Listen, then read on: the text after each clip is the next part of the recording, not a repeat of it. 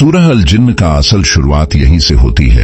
रसूल अल्लाह एक रात अपने कुछ सहाबा के बगैर तन्हा मक्का के करीब एक जगह नखला में कुरान की तिलावत फरमा रहे थे।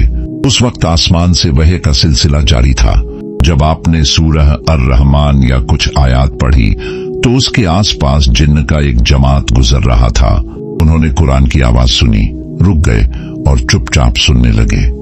कुरान के लफ्ज उनके दिल पर ऐसे उतरे जैसे अंधेरी रात में रोशनी का बिजली चमक जाए। अल्लाह ताला ने उनका जिक्र कुरान में कुछ इस तरह फरमाया, कुल उहिया इलैया अन्नहु इस्तमा नफरुम मिनल जिन्नी फकूलू इन्ना समिअना कुरानन अजबा। कह दो, मुझ पर यह वही की गई कि कुछ जिन्न ने कुरान सुना और कहने लगे, हमने एक अजीब कुरान सुना। सूरह अल जिन्न 1। सुभान अल्लाह। जिन्न बोले, यह हिदायत देता है रास्ते मुस्तकीम की तरफ, तो हम उस पर ईमान ले आए। यही वो पहला वाकया है जहां जिन्न कुरान से मुतस्सिर होकर ईमान लाते हैं।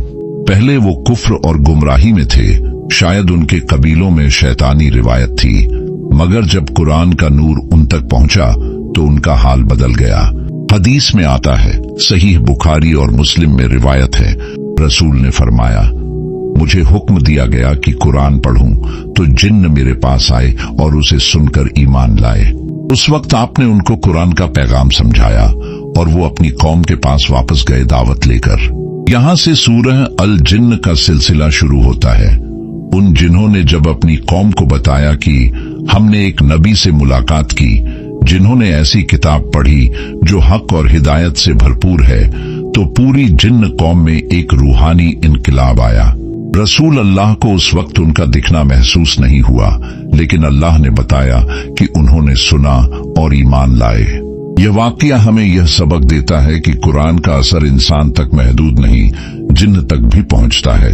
जिस दिल में सच्चाई का जज्बा हो, कुरान उसे बदल देता है, चाहे वो इंसान हो या जिन्न। अगले हिस्से में हम देखेंगे जब रसूल अल्लाह से जिन्हों की पहली मुलाकात हुई और उन्होंने अपनी कौम को कैसे दावत दी, वो पूरा वाकया।